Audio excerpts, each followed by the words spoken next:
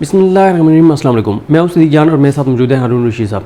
हारून साहब, आज जो सबसे अहम मौजू है, वैसे तो 3-4 मौजूआत हैं उन पे बात करनी है, लेकिन सबसे अहम जो चीज़ इस वक्त ज़ेरे बहस है वो है 27वीं आईनी तरमीम। और 27वीं आईनी तरमीम में क्या होगा?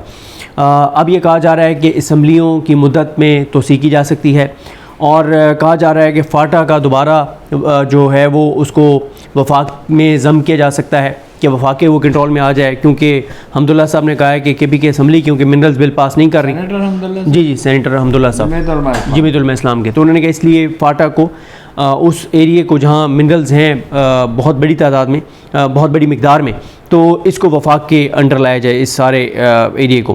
फिर ये कहा जा रहा है कि सदारती निज़ाम की तरफ मामला जा सकते हैं। ये भी कहा जा रहा है कि बहुत से इख्तियारात सदर से लेके और फील्ड मार्शल साहब को दे दिए जाएंगे। ये भी कहा जा रहा है कि जब सदर नहीं होंगे तो कायम मकाम सदर जो हैं वो फील्ड मार्शल होंगे। बहुत सारी ऐसी चीज़ें चल रही हैं और इन तमाम चीज़ों का मकसद इमरान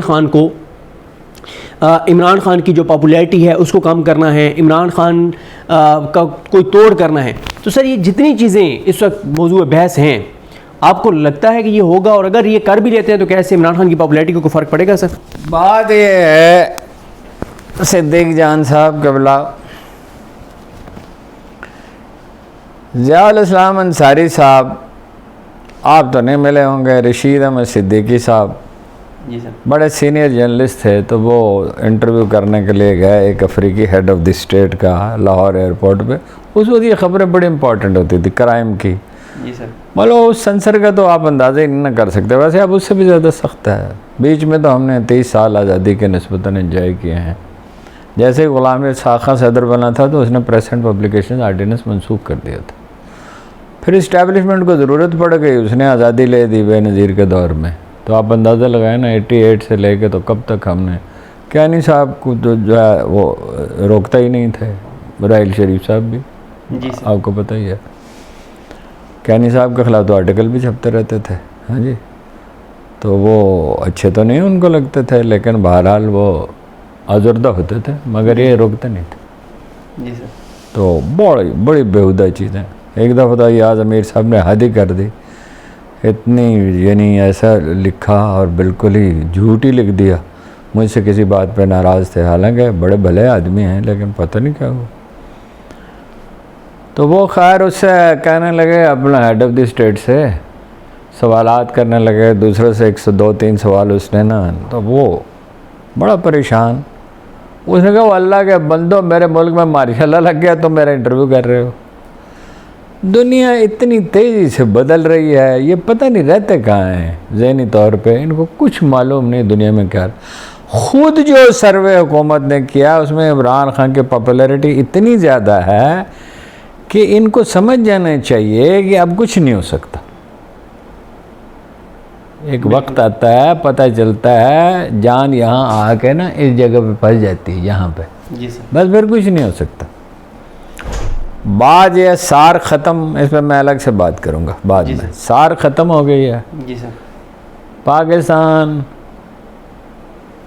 ईरान, इंडोनेशिया तक, नेपाल, श्रीलंका, ये सब मुल्क जो हैं ये नई तंजीम बना रहे हैं। सार्क बिल्कुल ख़त्म है। जी सर, और मतलब वो ज़वाल पज़ीर है अमेरिका, चीन का दौर शुरू हो चुका है। ईरान जो है ना वो बिल्कुल, पाकिस्तान जो है ना वो ऐसा एलाई है चीन का कि हम जितनी मर्ज़ी को कोताही गलती करें, उनको पता है हमारा इनका मुस्तक़बिल। दिफा का सारे नज़ारे उस पर है। बिल्कुल। और एक दिन मईशत जो है उसमें भी पार्टनर वही होगा, दिफा में भी पार्टनर है। वो दखल अंदर तो नहीं देते, सियासत में तो नहीं दखल देते। जी सर, बात यह है भाईजान, ये जो मर्ज़ी कर ले, इमरान ख़ान के वोटों की तादाद कायद आज़म से बढ़ गई है। कायद आज़म का कोई अशर शीर भी नहीं है इमरान ख़ान। ये तो क्लैरिटी रहनी चाहिए। वोट जो है ना, लोग कांग्रेस के ख़िलाफ़ थे तो कायद आज़म की तरफ पलटे। बिल्कुल। लोग जो है नवाज शरीफ और जरदारी से बेहद हिसाब नाला हैं तो वो पलट आए इमरान ख़ान की तरफ। जी सर, ठीक है। वो सादा से अल्फाज में कहता है अब मेरा फ़ायदा इन्होंने कराया। जी सर। ठीक है, फाटा को देख लें, फाटा में फ़ायदा किसको होगा?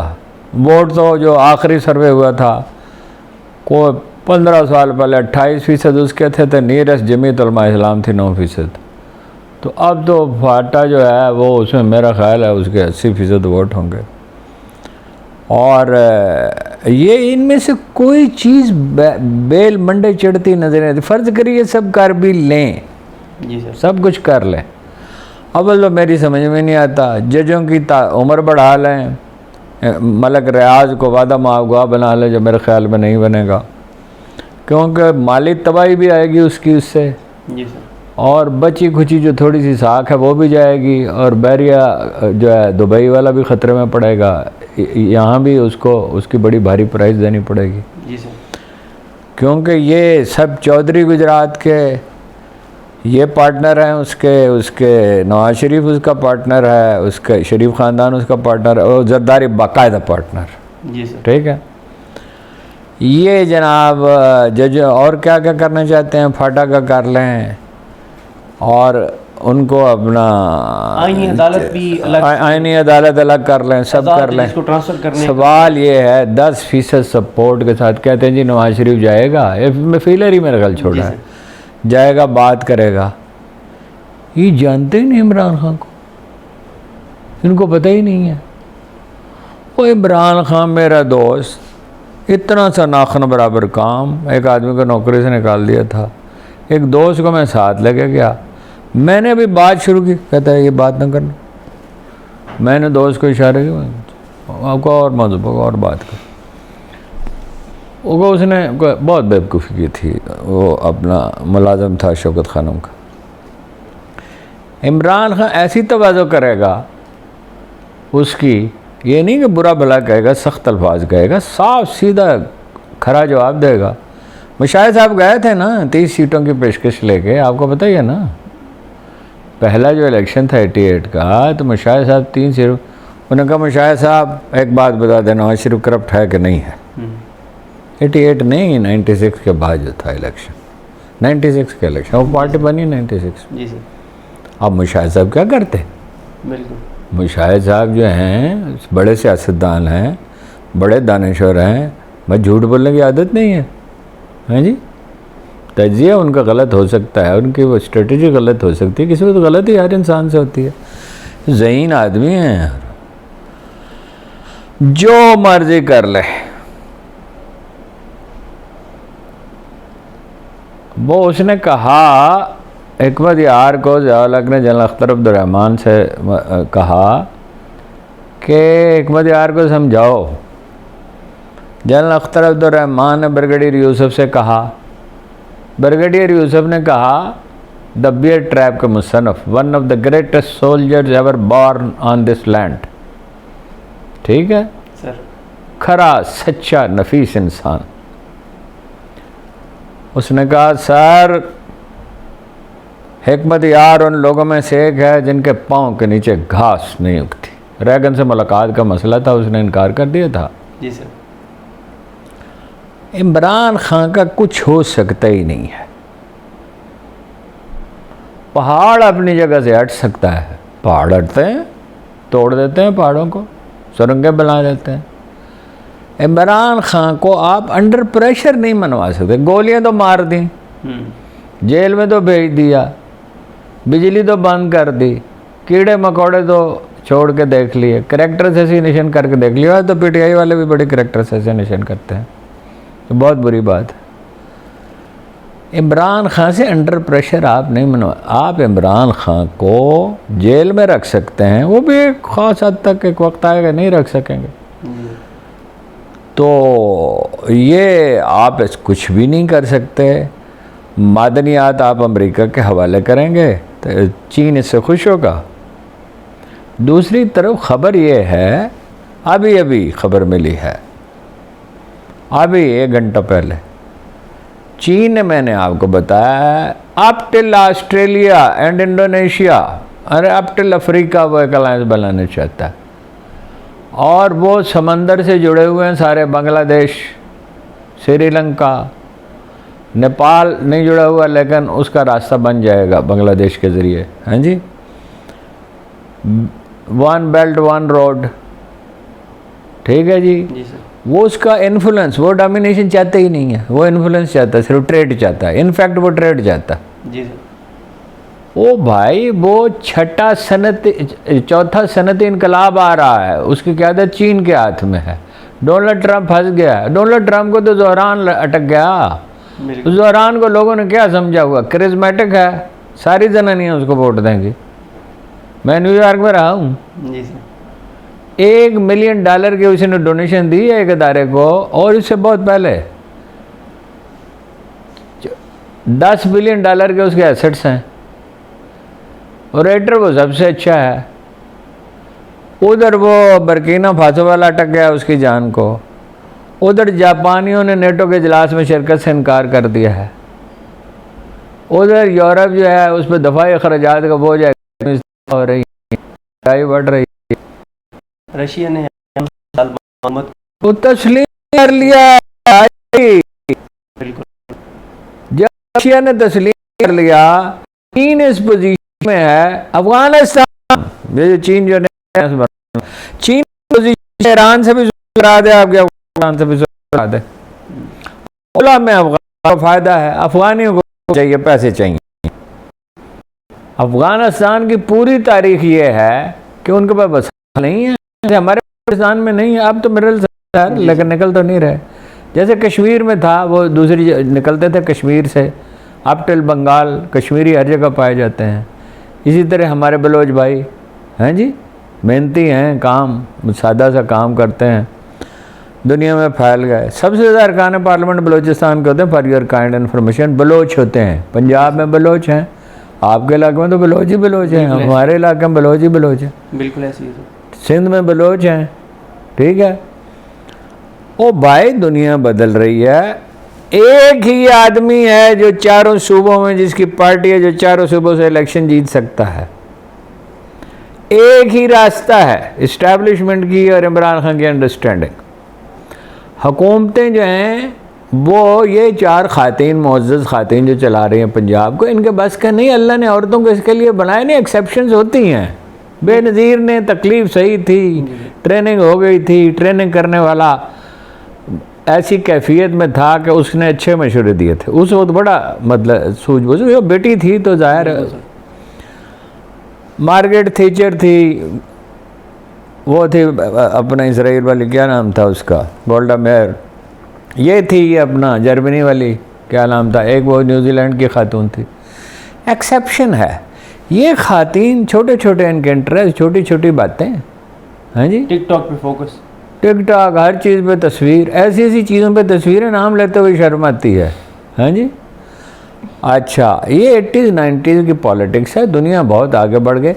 जितनी जज्बाती, जितना कौम को की जज्बाती तौर पर तरबियत हुई है ना, जज्बाती सतह पे मैं कह रहा, इल्मी सतह पे तो हुई नहीं ना, अखलाकी सतह पे हुई है। उन सारे जज्बात का मज़र वो है। पश्तून कितने हैं पाकिस्तान में, लोग समझ रहे हैं लोग देखते हैं पख्तूनख्वा। कराची में कौन है पख्तून, बलूचिस्तान में कौन है पख्तून, लाहौर में इतने पख्तून हैं जिसको कहते हैं, और उनका हक है। बिल्कुल भाई, उनको कोई रोक सकता है? बिल्कुल। पिंडी इस्लामाबाद में 30% को पहुंच गए, मुल्तान, हर जगह। ओ भाई, ये फौज अपना काम करे, कोई झगड़ा नहीं होना चाहिए फौज का उसका।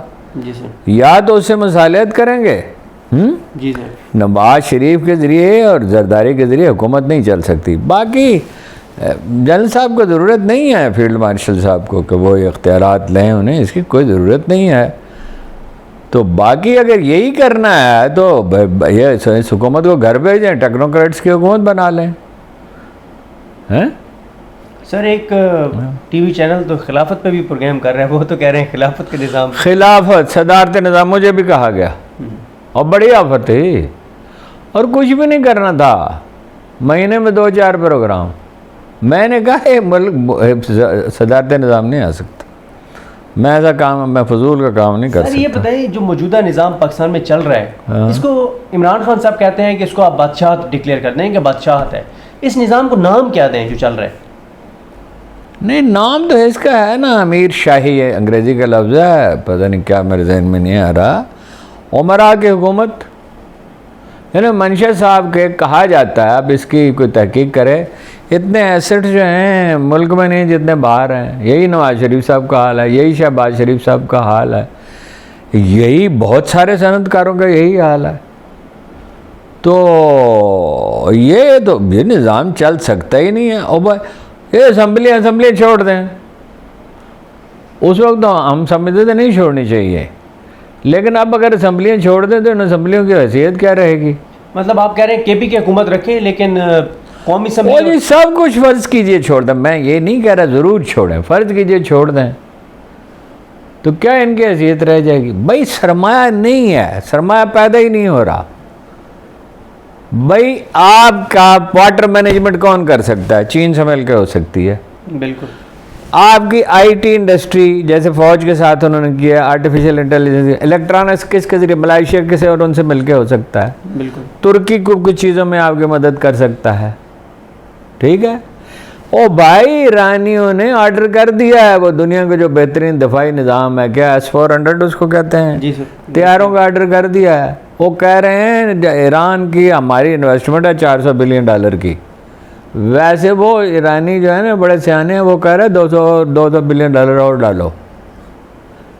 सेंट्रीफ्यूज उन्होंने बचा लिए हैं, जी सर, यूरेनियम बचा लिए है। वो कहते हैं जी तबाह कर दे, क्या तो क्या चीज़ तबाह कर दी? बिल्कुल। बिल्डिंगें तबाह कर दी। तो बिल्डिंगें क्या है, 90% तेल उनका चीन ख़रीदता है, पता नहीं $1 मिलियन में वो पूरा हो जाएगा बैरल में, 1 मिलियन बैरल में या 2 मिलियन में पूरा हो जाएगा। तो उनको क्या मसला है, लड़ने के लिए वैसे तैयार हैं। और ईरानियों को काम क्या है जंग के अलावा? बिल्कुल। हैं जी सर मेरा सवाल ये है कि ये भाई नहीं चल सकता, ये पीटीआई को प्रॉब्लम है, लीडरशिप कॉम्पिटेंट नहीं है। मैं बाकी चीज़ों में नहीं पढ़ता, आपस में लड़ते हैं और कॉम्पिटेंट नहीं है, मैं बाकी चीज़ों की तफसीलात में नहीं पढ़ता। सर ये बताएं कि इमरान खान साहब जो चाहते हैं जिन नुकात पे बातचीत करने के लिए, उन नुकात पे निज़ाम बात करने को तैयार नहीं है। और ये बात अपनी देखो, सादा सी बात है। मैंने आज एक साहब से कहा जो इन चीज़ों में वो हैं अपना मुलव्वस हैं, इन्वॉल्व हैं, मुलव्वस तो नेगेटिव लफ्ज़ है। मैंने उनसे कहा भाई बात नहीं करती इस्टेब्लिशमेंट डायरेक्ट है, तो शरफा को भेज दे, गैर सियासी मुअज़्ज़ज़ लोगों को भेज दे, एक ही को भेज दे, एक आदमी काफ़ी है बात करने के लिए। इमरान खान से मैं बात कर सकता हूँ, लेकिन मेरी तो मतलब इतनी सूझबूझ नहीं है ना, मतलब ये है कि वो होगा, और मतलब ये है कि खुल के उससे बात करें, मामला करे अपना, और कोई इंतकामी कार्रवाई नहीं होगी। एहतसाब सबको होगा, पीटीआई के लोगों में भी जो करप्शन है उनको पहले पीटीआई वालों का एहतसाब हो, और अदालतें करें, वज़ीर आज़म ला ताल्लुक़ हो, नेल्सन मंडेला फार्मूला। सर हमारी नहीं करेंगे ये बिल्कुल सब कुछ। वो अब्दुल्ला हुसैन ने लिखा था, मुझे असल अल्फाज तो याद नहीं, मैंने 50 साल पहले पढ़े थे, 74 में पढ़े थे, 34 और 25 कितने हो गए, 49 बरस हो गए पढ़े थे, कि हर वो चीज़ जो खालिस और ख़ूबसूरत है ख़ाम और भद्दी बन जाएगी, टूट के गिर पड़ेगी, पीछे रह जाएगी, भुला दी जाएगी।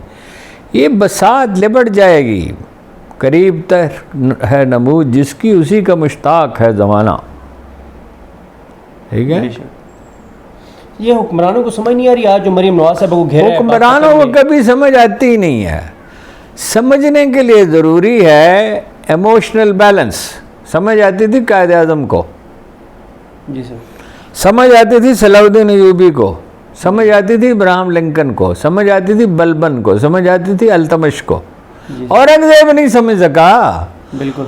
औरंगजेब इतना दाना आदमी था, इतना फसी आदमी था, सेंट्रल एशिया तक रियासत फैला ले। वो अल्लाह के बंदे, कोई बताने वाला भी नहीं था, बादशाह से किसी की जरूरत भी नहीं थी बताया, सुनता था, सुनता बहुत था कि भाई सेंट्रल एशिया तक रियासत जो है वो रहे। जब दिल्ली की हुकूमत जो है वो जितनी ज़्यादा मजबूत होगी, दरअसल उतनी कमज़ोर होगी।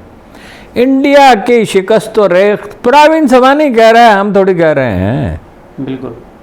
जस्टिस काटजू कह रहा है।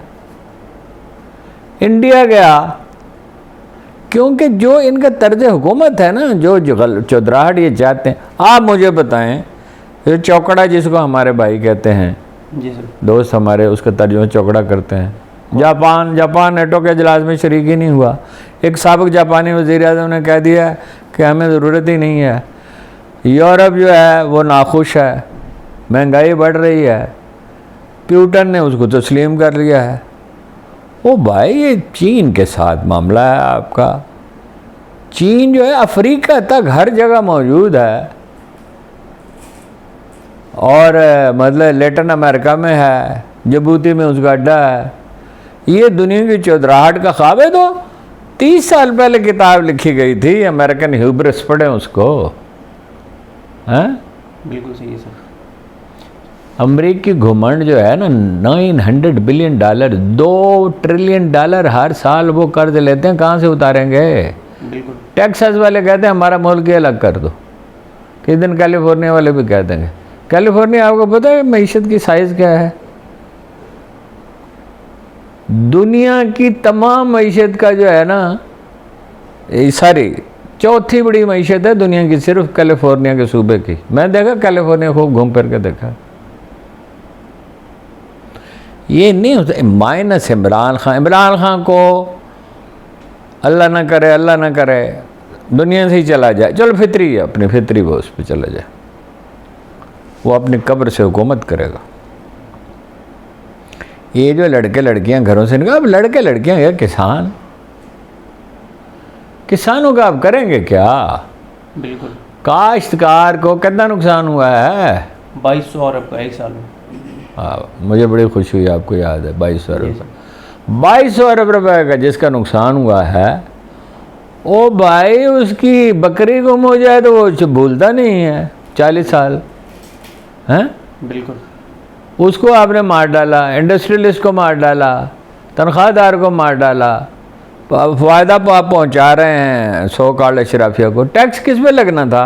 टैक्स लगना था बड़े दुकानदार पे और ज़िम्मेदार पे। 20 करोड़ का बाग बिकता है, आमों का ऐसे बाग भी हैं, टैक्स दवानी नहीं देता। हाँ, फसल उसकी ख़राब हो जाए तो आप ना लें टैक्स। वो तो टैक्स है 2.5 एकड़ वाले से तो थोड़ी लेना है, 4 एकड़ वाले से आप यहाँ ना बढ़ा दिया। हाँ जी, इस बिजली के इस नर्ख पे कौन इन्वेस्टमेंट करे? सही कह रहे हैं। कितनी है इंडिया में? क्या बताएं, रेट बताएं। रेट मुझे एग्जैक्ट नहीं पता। 18 रुपये, 18 है। पाकिस्तानी सिक्के के मुताबिक 18 रुपये। ये अपना अभी एग्रीकल्चर टैक्स की बात कर रहे हैं, जो तो बड़े जिम्मेदारों पर लगना चाहिए।